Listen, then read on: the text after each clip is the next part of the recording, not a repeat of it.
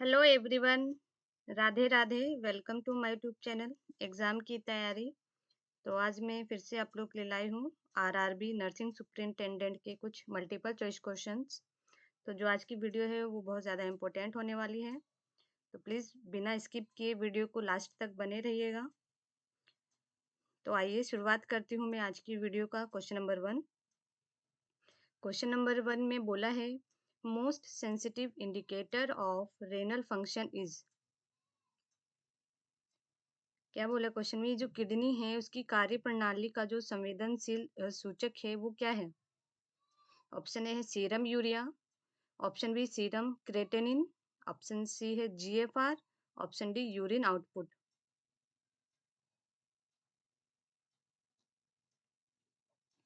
तो इसका right answer क्या होगा?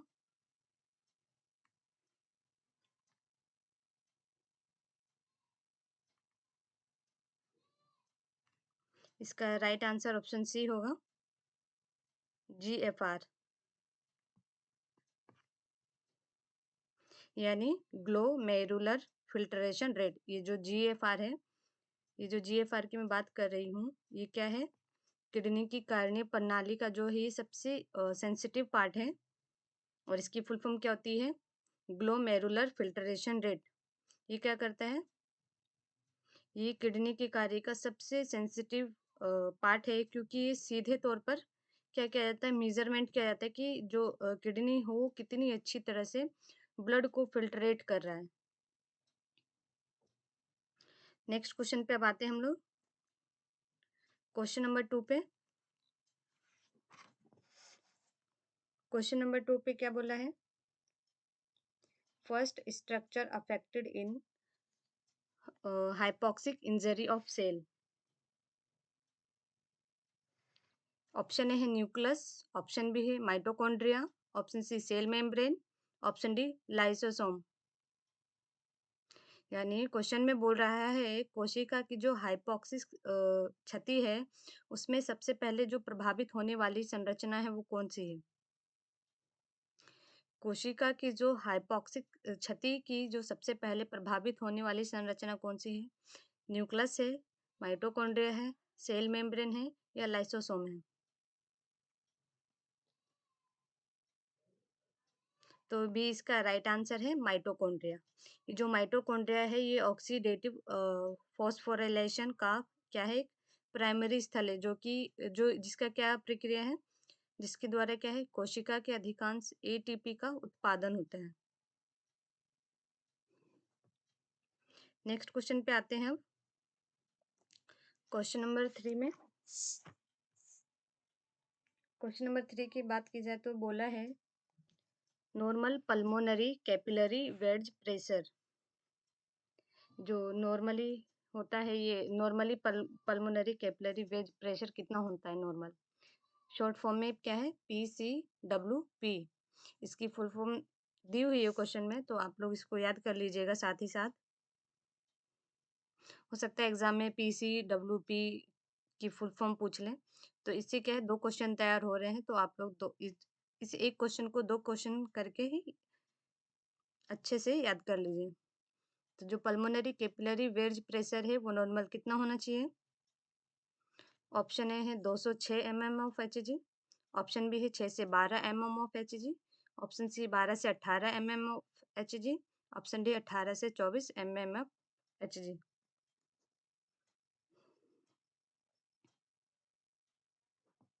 तो बी इसका सही आंसर होगा, 16 से 12 mm Hg। जो PCWP है इसका नॉर्मल प्रेशर कितना होता है? 6 से 12 mm of Hg। Next question पे आते हैं। नेक्स्ट क्वेश्चन में क्या बोला है? Which electrolyte imbalance causes chauvinistic sign। ये जो चवेस्टिक साइन है इसमें कौन सा इलेक्ट्रोलाइट इम्बैलेंस होता है, या फिर हम बोल सकते हैं कौन से इलेक्ट्रोलाइट के इम्बैलेंस का कारण है Chvostek sign? Option A hypercalcaemia, option B है हाइपोकैल्सीमिया, ऑप्शन सी है हाइपरकैलेमिया, ऑप्शन डी है हाइपोनेट्रीमिया। तो बी इसका सही आंसर है हाइपोकैल्सीमिया। ये जो चॉइस्टिक साइन है, ये एक नैदानिक डायग्नोस्टिक है जिसमें ये देखा जाता है कि हाइपोकैल्सीमिया यानी कि कैल्शियम लेवल का कम होना। चॉइस्टिक साइन में हमें क्या देखने को मिलता है? हाइपोकैल्सीमिया। नेक्स्ट क्वेश्चन पे आते हैं अब।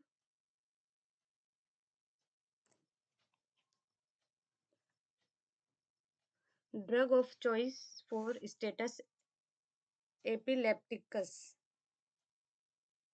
क्वेश्चन नंबर 5 में बोला है ड्रग ऑफ चॉइस यानी ड्रग बतानी हमें एपिलेप्टिक्स की, मतलब है एपिलेप्टस जो है उसमें कौन सी ड्रग दी जाती है, कौन सी दवा दी जाती है। तो ऑप्शन ए है फेनिटोइन, ऑप्शन बी है diazepam, option C barbital, option D है कार्बामेजेपाइन।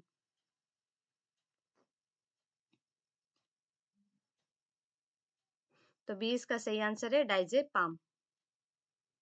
ये डाइजेपाम क्या है? एक बेंजोडाइजेपाम, और इसे क्या बोलते हैं? अंतःशिरा या मलाशय के माध्यम से दी जाने वाली इसकी तीव्र क्रियाशीलता के कारण क्या होता है? स्टेटस एपिलेप्टिस के प्रारंभ, प्रबंध और लास्ट के लिए पहली पसंद की दवा मानी जाती है।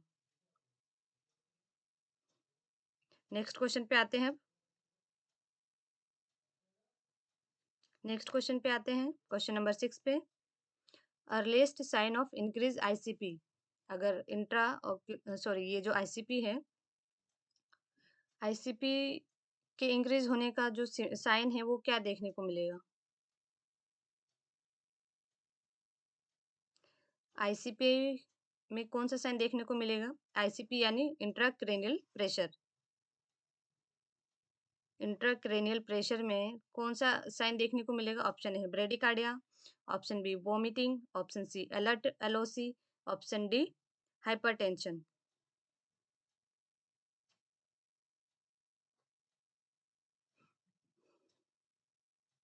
तो सी इसका सही आंसर है, अलर्ट एलओसी। नेक्स्ट क्वेश्चन पे अब आते हैं, क्वेश्चन नंबर 7 पे। Best site for IM injection in infant. Infant में जो है बेस्ट साइट कौन सी मानी जाती है आईएम इंजेक्शन देने के लिए, इंट्रामस्कुलर इंजेक्शन देने के लिए? ऑप्शन ए है डेल्टोइड मसल्स, ऑप्शन बी है dorsogluteal muscles, option C ventrogluteal muscles, option D है vastus lateralis muscles. IM injection जो दिया जाता है यानी मसल्स में देने वाला जो इंजेक्शन है उसका बेस्ट साइट कौन सा होता है इन्फेंट में? इन्फेंट यानी जो जीरो से लेके सॉरी 1 मंथ से लेके जो 1 ईयर तक के जो बच्चे होते हैं उन्हें हम इन्फेंट बोलते हैं। तो उनमें बेस्ट साइट कौन सी होती है आईएम देने की? तो डी इसका क्या है? राइट आंसर है वेस्टस लेटरल्स। नेक्स्ट क्वेश्चन पे आते हैं, Kussmaul's respiration is seen in. Kussmaul's respiration किसमें देखने को मिलता है? ऑप्शन है अस्थमा, ऑप्शन बी है सीओपीडी, ऑप्शन सी है मेटाबॉलिक एसिडोसिस, ऑप्शन डी है मेटाबॉलिक एल्कलोसिस।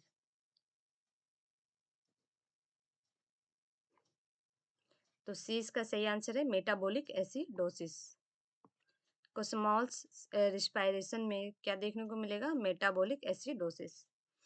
नेक्स्ट क्वेश्चन पे आते हैं हम, क्वेश्चन नंबर 9 पे। Normal anion gap value.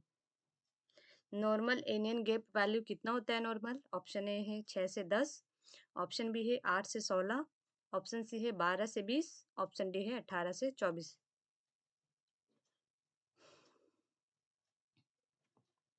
तो 20 का सही आंसर है 8 से 16। नॉर्मल एनियन गैप कितना होता है? 8 से 16। नेक्स्ट क्वेश्चन पे आते हैं, क्वेश्चन नंबर 10 पे। Antidote for heparin overdose. Heparin का जो ओवरडोज होने पे कौन सा एंटीडोट इंजेक्शन दिया जाएगा? ऑप्शन ए है विटामिन के, ऑप्शन बी है प्रोटामाइन सल्फेट, ऑप्शन सी है एट्रोपाइन, ऑप्शन डी है नेलोक्सोन।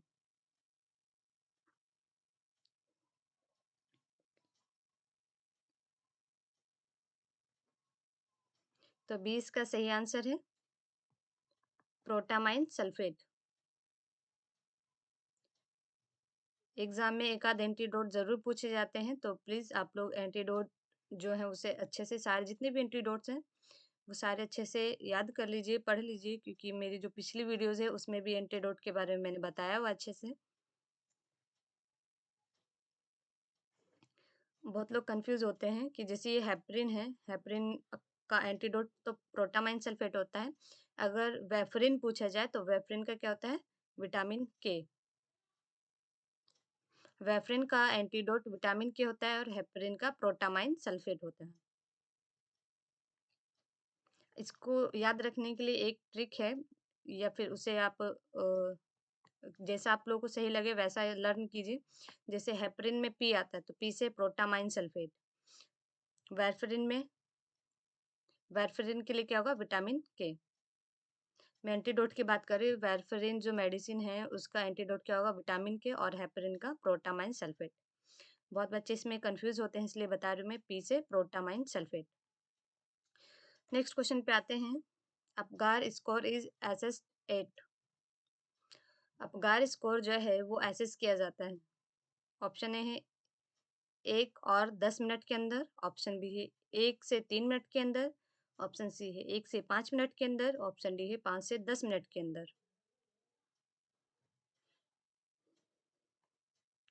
जो अपगार स्कोर होता है उसको कैसे उसको कितने मिनट के अंदर चेक करना होता है? अपगार स्कोर जैसे किसी महिला की डिलीवरी हुई उसके बाद जो फेटल मूवमेंट चेक किया जाता है, बच्चे की कलर, स्किन टोन, ये सब जो चेक किए जाते हैं उसे हम अपगार स्कोर कहते हैं। तो अपगार स्कोर चेक करने का भी होता है, एक टाइम होता है कि इतने से इतने मिनट के अंदर हमें स्कोर, अपगार स्कोर चेक करना है। तो क्या है वो टाइम, कितना होना चाहिए? तो सी इसका सही आंसर है 1 से 5 मिनट के अंदर। Apgar score is assessed at 1 and 5 minute, यानी 1 to 5 मिनट। नेक्स्ट क्वेश्चन पे आते हैं। अब क्वेश्चन नंबर 12 पे, most common cause of hospital acquire infection. Hospital acquire infection जो है उसका होने का मेन कारण क्या है? ऑप्शन ए है वायरस, ऑप्शन बी है फंगस, ऑप्शन सी है gram positive bacteria, option D है ग्राम नेगेटिव बैक्टीरिया।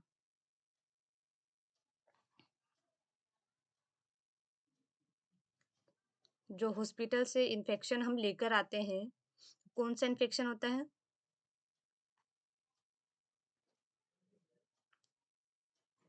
तो डी इसका सही आंसर है, gram negative bacteria.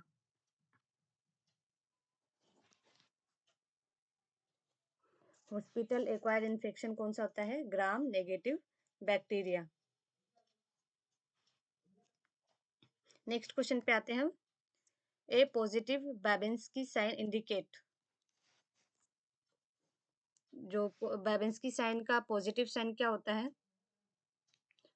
Option A है LMN लेसन, ऑप्शन बी है UMN lesion, option C cerebellar lesion, option D है पेरिफेरल न्यूरोपैथी।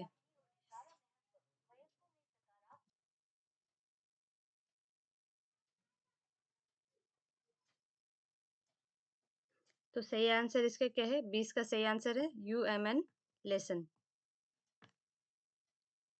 यूएमएन लेसन क्या है? ये एक तरह का घाव है।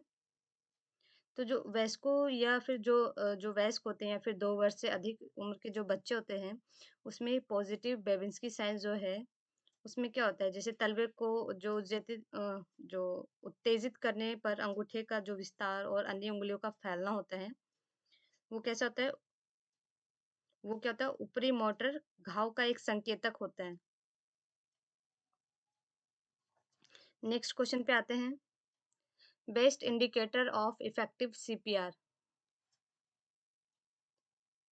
Best indicator of effective CPR। CPR देने का बेस्ट इंडिकेटर क्या है? ऑप्शन ए है BP, ऑप्शन बी है pulse oximeter, option C end tidal CO2, option D है ECG rhythm.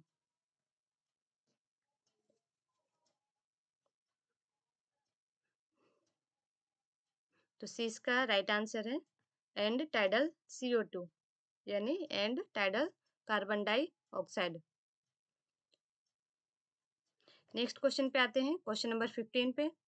Maximum absorption of iron occurs in, जो आयरन का absorption होता है वो ज़्यादा कहाँ होता है? ऑप्शन है स्टमक में, ऑप्शन बी ड्यूडेनम में, ऑप्शन सी जियोजेनम में, ऑप्शन डी इलियम में।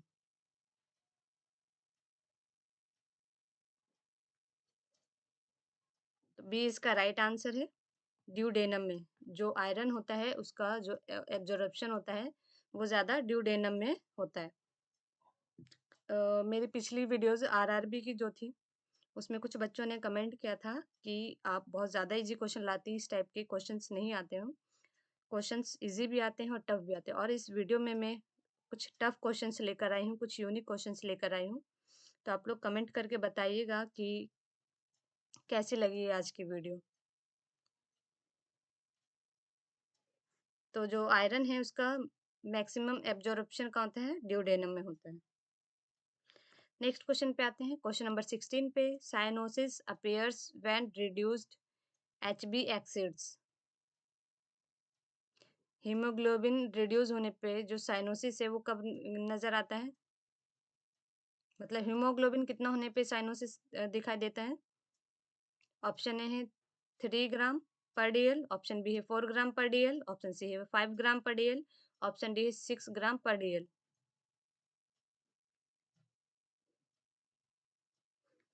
तो इसका राइट आंसर ऑप्शन सी है 5 ग्राम पर DL.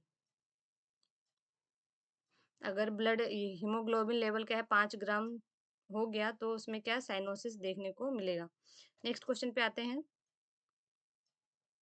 Normal tidal volume in adult. Adult में नॉर्मल टाइडल वॉल्यूम कितना होता है? ऑप्शन ए है 300 ml, ऑप्शन बी है 400 ml, ऑप्शन सी है 500 ml, ऑप्शन सी है सॉरी ऑप्शन डी है 600 ml।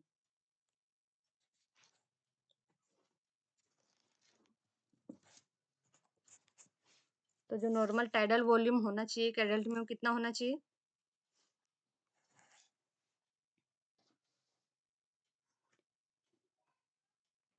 तो सी इसका राइट आंसर होगा 500 ml।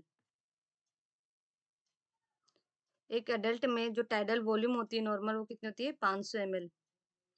एक जो हेल्दी एडल्ट होता है उसमें जो इसकी मात्रा होती है वो कितनी होती है? 500 ml होती है। अब आते हैं नेक्स्ट क्वेश्चन, क्वेश्चन नंबर 18 पे। ECG finding in hyperkalaemia. Hyperkalaemia यानी पोटेशियम लेवल ज्यादा होने पर जो ईसीजी है वो कैसा शो होगा? ऑप्शन है flat T wave, option B है यू वेव, ऑप्शन सी है peaked T wave, option D है प्रोलॉन्ग्ड क्यू टी, क्यू और टी।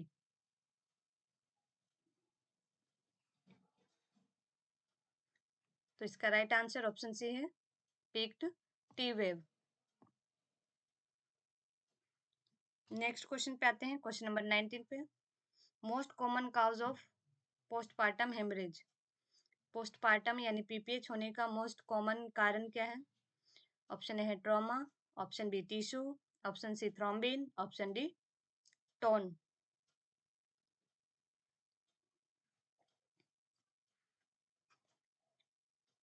तो डी इसका राइट आंसर है टोन। नेक्स्ट क्वेश्चन पे आते हैं, question number 20। Time limit for whole blood transfusion after removal from fridge.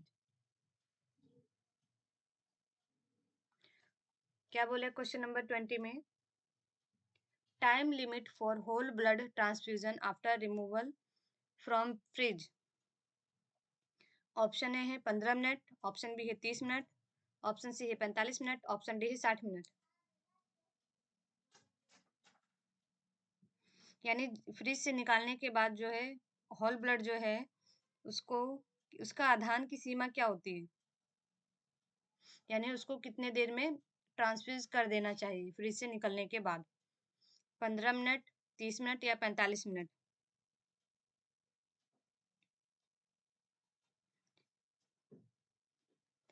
तो बी क्या है इसका सही आंसर है? 30 मिनट। यानी फ्रिज से निकालने जाने के बाद क्या ये जो होल ब्लड है, होल ब्लड का जो ट्रांसफ्यूजन है उसको 30 मिनट तक क्या है उसको ट्रांसफ्यूज कर देना चाहिए। नेक्स्ट क्वेश्चन पे आते हैं, क्वेश्चन नंबर 21 पे। Which vitamin deficiency cause scurvy? बहुत इजी क्वेश्चन है, इसका आंसर आप लोग कमेंट करके बताइएगा। न्यूट्रिशन का क्वेश्चन है, which vitamin deficiency cause scurvy?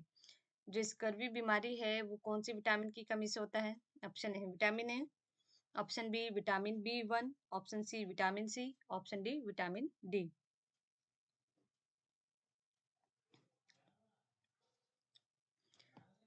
तो विटामिन सी इसका सही आंसर होगा, मैंने आंसर बता दिया है। और अगर इसके केमिकल नेम की बात की जाए, अगर विटामिन सी के केमिकल नेम अगर पूछे तो क्या होता है इसका केमिकल नेम, वो आप लोग कमेंट करके बताइए, क्योंकि मैंने जो मेरा जो चैनल है एग्जाम की तैयारी, उसमें मैंने बता रखा है विटामिन के बारे में। तो अगर आप लोगों ने मेरी वीडियो अच्छे से देखी होगी तो इसका आंसर आप लोगों को पता होगा, कमेंट करके जरूर बताइएगा। नेक्स्ट क्वेश्चन पे आते हैं, क्वेश्चन नंबर 22 पे। Minimum urine output in adult? एक एडल्ट में यूरिन आउटपुट कितना होना चाहिए मिनिमम? ऑप्शन ए है 20 ml per hour, option B है 30 ml per hour, option C 40 ml per hour, option D है 50 ml पर आवर। यानी 1 घंटे में 20 ml, या फिर 1 घंटे में 30 ml, 1 घंटे में 40 ml, या फिर 1 घंटे में 50 ml। 1 घंटे में एक एडल्ट को कितना यूरिन कम से कम आउटपुट करना चाहिए?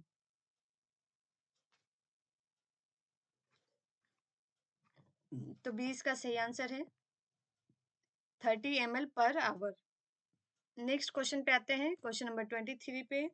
Heparin acts by?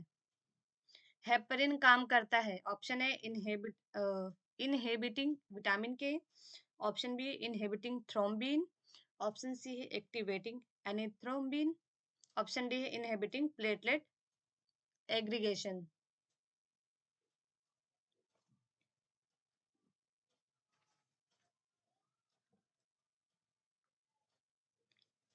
हेपरिन जो है वो किस प्रकार काम करता है? तो सी इसका राइट आंसर है एक्टिवेटिंग एनिथ्रोम्बिन। नेक्स्ट क्वेश्चन पे आते हैं, क्वेश्चन नंबर 24 पे। Glasgow coma scale maximum score? जो ग्लासगो कोमा स्केल है उसको, उसका जो मैक्सिमम स्कोर कितना होता है? ऑप्शन ए है 12, ऑप्शन बी है 13, ऑप्शन सी है 14, ऑप्शन डी है 15।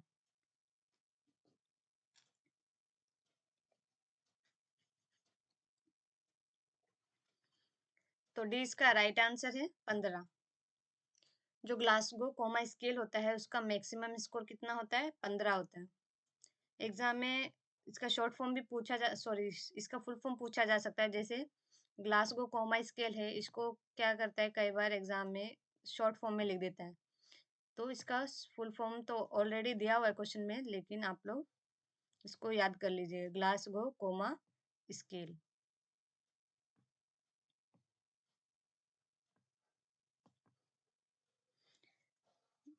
हो सकता है एग्जाम में ऐसे लिख ले GCS स्केल मैक्सिमम स्कोर, तो इसकी फुल फॉर्म भी आप लोगों को पता होनी चाहिए, Glasgow coma score. Next question पे आते हैं, क्वेश्चन नंबर 25 पे। Best position for lumbar puncture? जो लंबर पंक्चर किया जाता है उसका बेस्ट पोजीशन क्या होता है? किस पोजीशन में हम लंबर पंक्चर कर सकते हैं?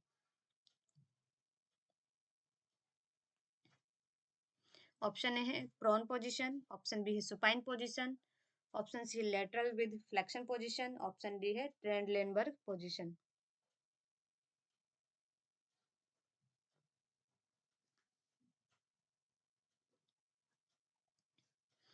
Best position for lumbar puncture, तो इसका सही आंसर क्या है? ऑप्शन सी इसका सही आंसर है लेटरल विद फ्लेक्शन, यानी सी शेप पोजीशन। कौन सी पोजीशन? सी shape position.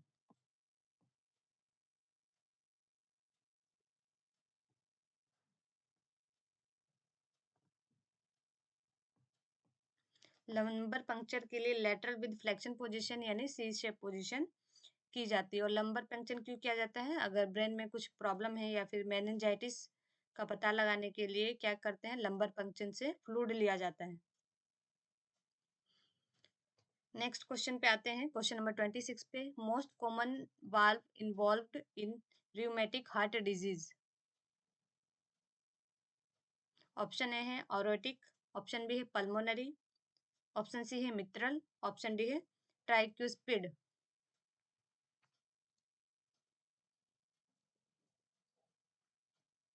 Most common valve involve, कौन से वाल्व से क्या है रियूमेटिक हार्ट डिजीज होती है?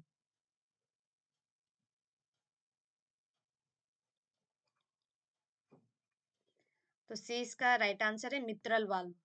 हार्ट में बहुत सारे वाल्व्स होते हैं, जैसे अरेटिक, पल्मोनरी, ये सारे क्या हैं, वाल्व हैं। लेकिन किस वाल्व की वजह से क्या होता है रियूमेटिक हार्ट डिजीज होती है? तो वह है मित्रल वाल्व। नेक्स्ट क्वेश्चन पे आते हैं, क्वेश्चन नंबर 27 पे। BCG vaccine is given intradermally at. Option A है राइट थाई, ऑप्शन बी है लेफ्ट थाई, ऑप्शन सी है राइट डेल्टोइड, ऑप्शन डी है लेफ्ट डेल्टोइड। ये जो बीसीजी का इंजेक्शन दिया जाता है, जो कि इंट्राडर्मली दिया जाता है, क्वेश्चन में गिवन है, लेकिन कौन से इंट्राडर्मल में दिया जाता है, कहाँ पे दिया जाता है, कौन से डर्मिस में दिया जाता है? हाथ के डर्मिस में या फिर पैरों के डर्मिस में? इस तरह से क्या है क्वेश्चन में ऑप्शंस गिवन है। तो जो बीसीजी है, पहली बात तो बीसीजी की फुल फॉर्म क्या होती है? बेसिलस कालमेट ग्यूरिन, जो कि हम ट्यूबरक्लोसिस से प्रिवेंट करने के लिए दिया देते हैं बीसीजी का वैक्सीन। और ये कहाँ पर दिया जाता है? ये दिया जाता है लेफ्ट डेल्टोइड के डर्मिस में, यानी जो हमारा लेफ्ट हैंड होता है उसके अपर डेल्टोइड जो होता है, डेल्टोइड मसल्स होती है, लेकिन ये क्या है मसल्स में नहीं, इंटरडर्मल दिया जाता है यानी स्किन में दिया जाता है। और अगर बीसीजी का डोज की बात की जाए तो इसके डोज में बहुत कंफ्यूजन होती है बच्चों को। तो अगर एट बर्थ बात की जाए तो एट बर्थ में क्या है 0.05 ml। बीसीजी का जो इंजेक्शन है इंट्राडर्मली हम देते हैं एट बर्थ 0.05 ml। और अगर एट बर्थ नहीं दे पाए किसी भी रीजन से, 1 मंथ बाद दिया जा रहा है, तो फिर वो कितना देंगे, उसका डोज कितना हो जाएगा 0.1 ml। 0.1 ml। नेक्स्ट क्वेश्चन पे आते हैं, इसको आप लोग अच्छे से याद कर लीजिए, क्योंकि इसके जो डोज में है बच्चे बहुत ज़्यादा कंफ्यूज होते हैं। कुछ लोग ऑप्शन में होते हैं 0.05 ml, 0.5 ml, 0.1 ml, इस तरह से आएंगे, कंफ्यूजन वाला ऑप्शन आएगा। तो आप लोग को याद रखना है 0.05 ml एट बर्थ। अगर बर्थ के टाइम पे नहीं दिया जा रहा है, 1 मंथ बाद दिया जा रहा है, तो 0.1 ml। नेक्स्ट क्वेश्चन पे आते हैं, क्वेश्चन नंबर 28 पे। Normal PO2 level, sorry value, normal जो है PO2 वैल्यू कितनी होती है?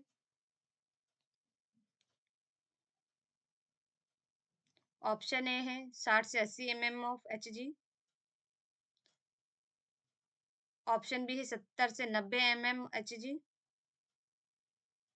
ऑप्शन सी 80 से 100 mm Hg, ऑप्शन डी है 100 से 120 mm Hg।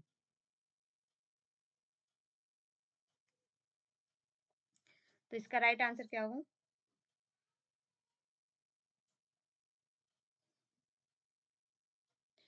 इसका राइट आंसर ऑप्शन सी है 80 से 100 mm Hg। ये जो PaO2 है, इसका मतलब है partial pressure of arterial oxygen. Partial pressure of arterial oxygen कितना होता है? 80 से 100 mm Hg। नेक्स्ट क्वेश्चन पे आते हैं, क्वेश्चन नंबर 29 पे। First sign of hypovolaemic shock, hypovolaemic shock होता है तो उसका फर्स्ट साइन क्या देखने को मिलेगा? ऑप्शन ए है hypotension, option B tachycardia, option C cold clammy skin, option D oliguria.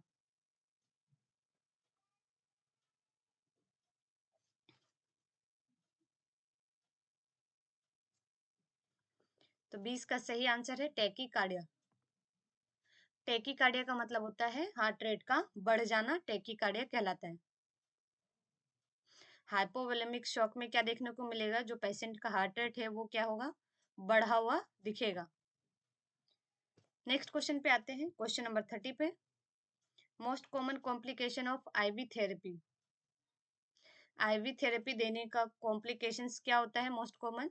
Option A है एयर एम्बोलिज्म, ऑप्शन बी है इन्फेक्शन, ऑप्शन सी है फ्लेबाइटिस, ऑप्शन डी इनफिल्ट्रेशन।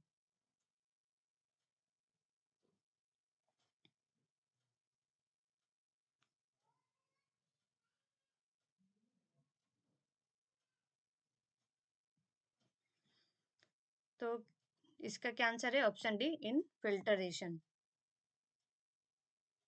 जो आईवी थेरेपी दी जाती है, यानी जो स्लाइन वगैरह दी जाती है, उसका मोस्ट कॉमन जो कॉम्प्लिकेशन है वो ज्यादातर क्या देखने को मिलेगा, इनफिल्ट्रेशन। नेक्स्ट क्वेश्चन पे आते हैं, क्वेश्चन नंबर 31 पे। Most accurate method to measure core body temperature. जो मोस्ट एक्यूरेट मेथड होता है बॉडी टेम्परेचर लेने का, वो क्या होता है? टेम्परेचर हम बॉडी में जो है टेम्परेचर हम तीन तरह से ले सकते हैं ना, ऑक्सिलरी, ओरल और रेक्टर। तो जो बेस्ट मेथड कौन सा होता है?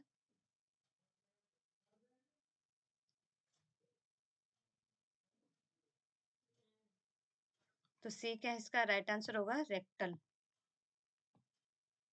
जो मोस्ट एक्यूरेट मेथड होता है बॉडी टेम्परेचर लेने का वो होता है रेक्टल टेम्परेचर। नेक्स्ट क्वेश्चन पे आते हैं, क्वेश्चन नंबर 32 पे। विच acid base imbalance occurs in prolonged vomiting. अगर लंबे समय तक वोमिटिंग हो रही है तो कौन सा इम्बेलेंस होगा, कौन सा एसिड बेस जो है वो इम्बेलेंस होगा? ऑप्शन ए है metabolic acidosis, option B respiratory acidosis, option C metabolic alkalosis, option D respiratory alkalosis.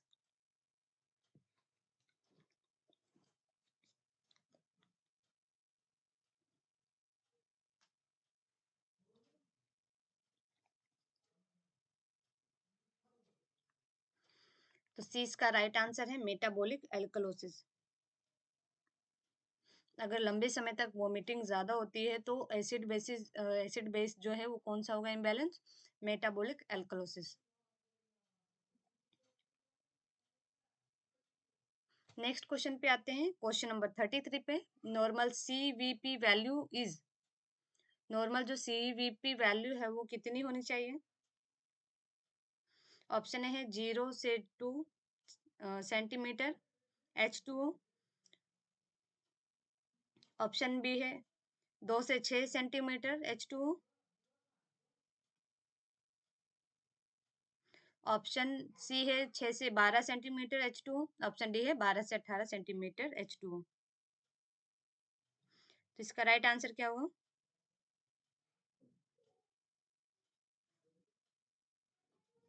B इसका सही आंसर है 2 से 6 सेंटीमीटर H2O। और सीवीपी का मतलब होता है सेंट्रल वेनस प्रेशर। जो नॉर्मल सेंट्रल वेनस प्रेशर होता है वो कितना होता है, नॉर्मल 2 से 6 सेंटीमीटर।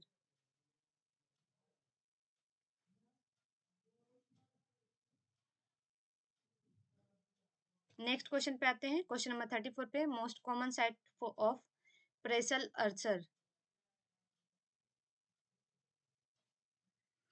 प्रेशर अल्सर का मोस्ट कॉमन साइट क्या होता है? ऑप्शन है elbow, option B sacrum, option C heel, option D occiput. जो प्रेशर अल्सर होता है, जिसे हम बेड शोर भी बोलते हैं, लंबे समय तक बेड पे लेटे रहने से होता है, तो वो जो मोस्ट कॉमन साइट है कहाँ होता है, मतलब सबसे ज्यादा जो प्रेशर अल्सर है, बेड शोर है, वो कहाँ देखने को मिलेगा, कौन से पार्ट में बॉडी के?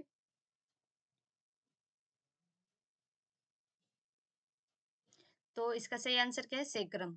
ये जो बेड शोर होता है यानी प्रेशर अल्सर, ये सेक्रम पार्ट में देखने को मिलता है। नेक्स्ट क्वेश्चन पे आते हैं, क्वेश्चन नंबर 35 पे। Which drug causes red man syndrome? Red man syndrome जो है किस दवा की वजह से होता है? ऑप्शन ए है जेंटामिसिन, ऑप्शन बी है वैनकोमिसिन, ऑप्शन सी है अमिकासिन, ऑप्शन डी है सेफ्ट्रियाजोन।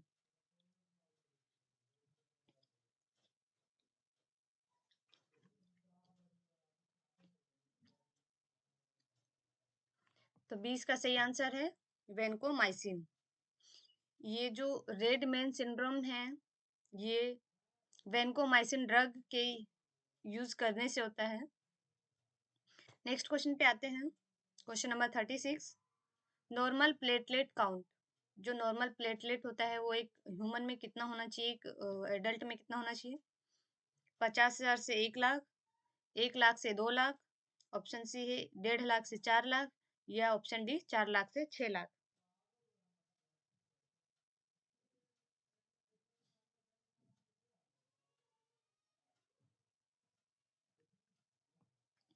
डेढ़ लाख से 4 लाख, जो नॉर्मल प्लेटलेट काउंट होता है वो 1.5 लाख से 4 लाख होता है।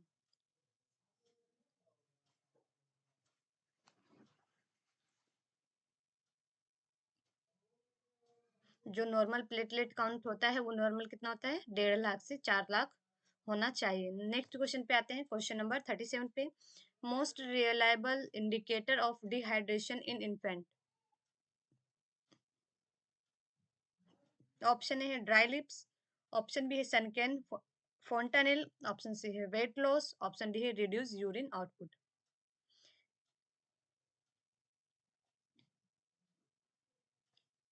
इन्फेंट में डिहाइड्रेशन हो जाए तो क्या देखने को मिलेगा? अगर इन्फेंट में पानी की कमी हो जाए तो क्या देखने को मिलेगा?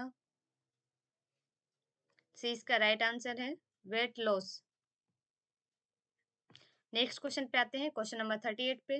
विच nerve is injured in wrist drop? Wrist drop में कौन सी नर्व है जो इंजर होती है? Option A median, option B ulnar, option C radial, option D मस्क्यू मस्क्यूटेन मस्क्यूटेनियस।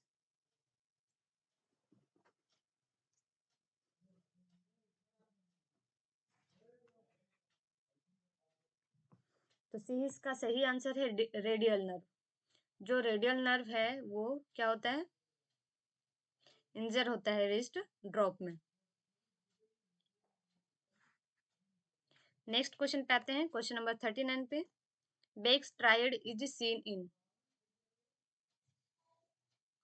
Backs triad is seen in, option है myocardial infraction, option B cardiac tamponade, option C heart failure, option D pulmonary embolism.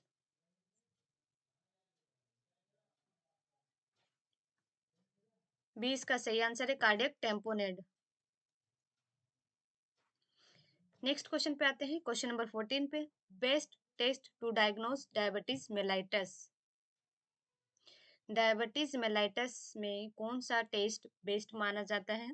Option है random blood sugar, option B fasting blood sugar, option C HbA1c, option D है urine sugar.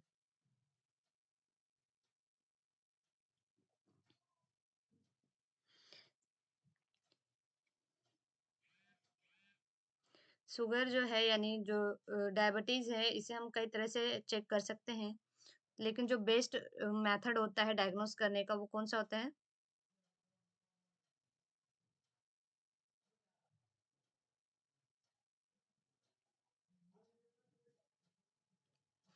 तो इसका right answer क्या होगा?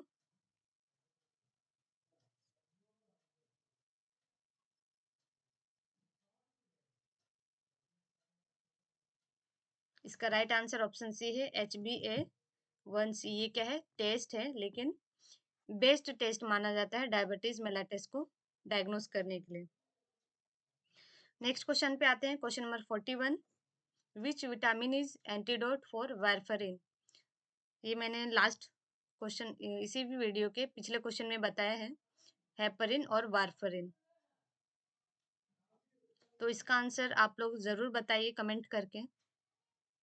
अगर आपने मेरी बात को गौर से सुना होगा और ध्यान से इस वीडियो को देखा होगा आपने, तो इसका कमेंट ज़रूर करके बताइए। जो वारफरिन होती है मेडिसिन, उसका जो एंटीडोट होता है वो क्या होता है? Vitamin A, vitamin B12, vitamin C या फिर विटामिन के। हेपरिन और वारफरिन का क्वेश्चन ज़्यादा पूछा जाता है और इसमें क्या है, बच्चे बहुत ज़्यादा कंफ्यूज होते हैं। इसका आंसर मैं ऑलरेडी बता चुकी हूँ, तो प्लीज़ आप लोग कमेंट करके बताइए। नेक्स्ट क्वेश्चन पे आते हैं, question number 42। Most common cause of neonatal jaundice. Neonatal jaundice होने का मोस्ट कॉमन कॉज क्या है? ऑप्शन ए है RH इनकम्पेबिलिटी, ऑप्शन बी है फिजियोलॉजिकल जॉन्डिस, ऑप्शन सी है सेप्सिस, ऑप्शन डी है biliary atresia.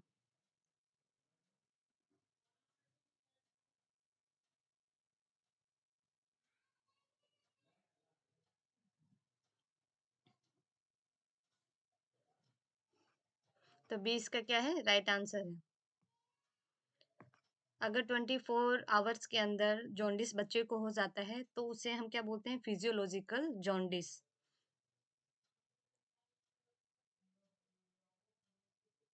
Most common cause क्या होता है न्यूनेटल जॉन्डिस में? Physiological jaundice. नेक्स्ट क्वेश्चन पे आते हैं, question number 43। First sign of digitalis toxicity. Digitalis toxicity का फर्स्ट साइन क्या है? ऑप्शन ए है ब्रेडिकार्डिया, ऑप्शन बी है vomiting, option C yellow vision, option D arrhythmia.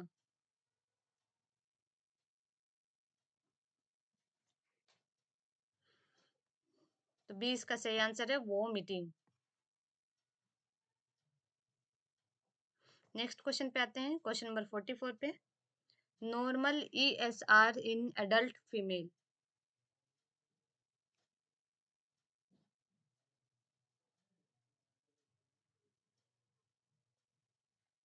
जो ESR होता है यानी एरिथ्रोसाइट सेडिमेंटेशन रेट, ESR की फुल फॉर्म क्या होती है?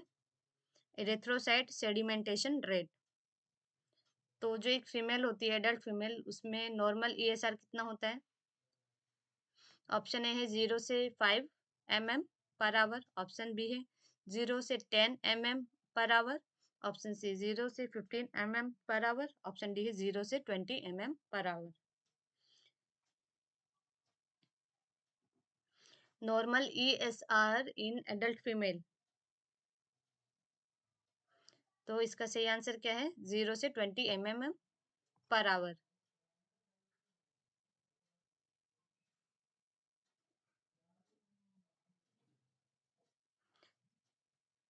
नेक्स्ट क्वेश्चन पे आते हैं, question number 45। Maximum dose of lidocaine without adrenaline. Lidocaine का मैक्सिमम डोज कितना होता है? ऑप्शन ए है 2 mg per KG, option B है 3 mg per KG, option C 4.5 mg per KG, option D है 7 mg पर केजी। लाइडोकेन क्या है? ये भी क्या करता है, एनेस्थेसिया का काम करता है।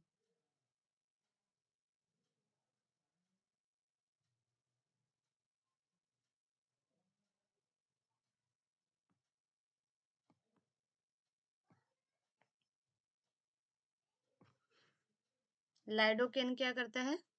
एनेस्थेसिया का काम करता है। और इसका मैक्सिमम डोज क्या होता है? अगर इसके मैक्सिमम डोज की बात की जाए तो मैक्सिमम डोज होता है 4.5 mg per KG. 4.5 mg per KG. Next question पे आते हैं, क्वेश्चन नंबर 46।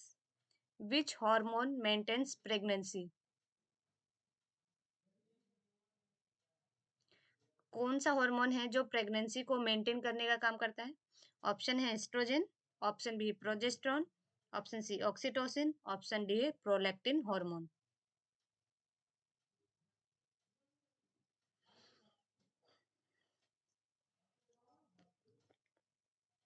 तो इसका राइट आंसर क्या होगा? Option B progesterone hormone.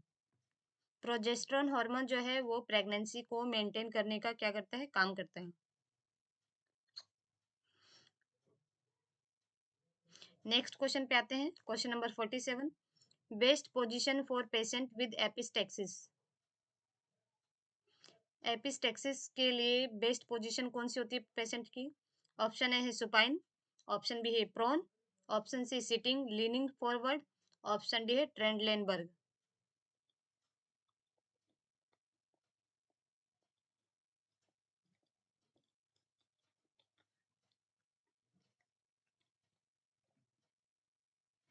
तो 47 का राइट आंसर ऑप्शन सी है sitting leaning forward. Next question पे आते हैं, question number 48। Most common cause of anaemia in pregnancy. जो प्रेगनेंसी में गर्भावस्था में जो एनीमिया होती है वो कौन सी एनीमिया ज्यादा देखने को मिलती है? एक गर्भवती महिला में सबसे ज्यादा एनीमिया कौन सा होता है?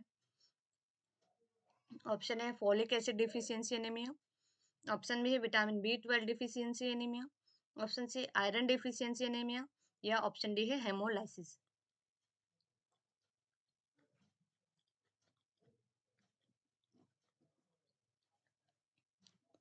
तो सही आंसर इसका क्या है? Iron deficiency anaemia.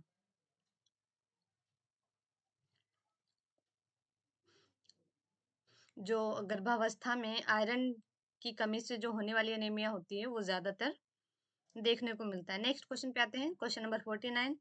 Which vaccine is Contra indicated in pregnancy. ये आया हुआ क्वेश्चन है, ये क्या है, आया हुआ क्वेश्चन है एग्जाम में।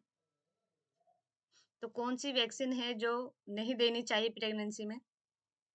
Option A tetanus toxoid, option B hepatitis B, option C influenza, option D MMR।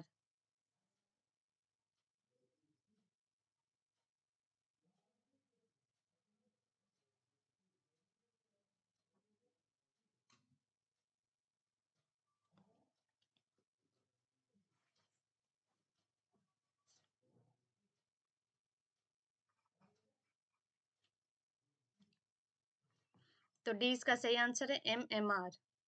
जो प्रेगनेंसी में है ये सारे वैक्सीन क्या है हम लोग दे सकते हैं एक गर्भवती महिला को, सिवाय MMR के। MMR वैक्सीन कॉन्ट्रा इंडिकेटेड है प्रेगनेंसी में, और MMR की फुल फॉर्म क्या होती है? Measles mumps rubella. Measles mumps rubella. Next question पे आते हैं, अर्लीस्ट साइन ऑफ हाइपोक्सिया। अगर हाइपोक्सिया है तो क्या कौन सा साइन देखने को मिलेगा बॉडी में? ऑप्शन ए है साइनोसिस, ऑप्शन बी है restlessness, option C bradycardia, option D है हाइपोटेंशन। पहले तो मैं बता देती हूँ हाइपोक्सिया क्या होता है। हाइपोक्सिया यानी low level of oxygen in body.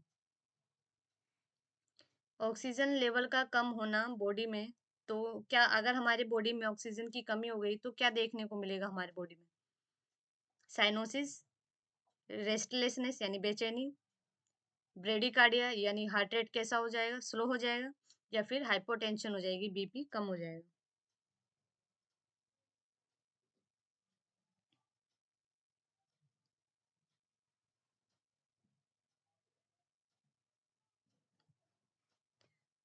तो बी क्या है इसका राइट आंसर है? रेस्टलेसनेस। अर्लीस्ट साइन क्या होगा हाइपोक्सिया का? Restlessness.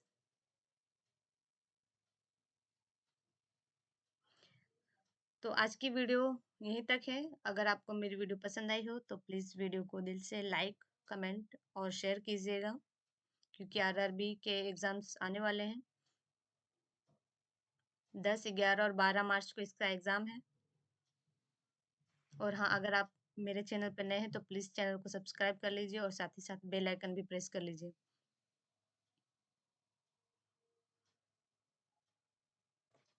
Thanks for watching my videos.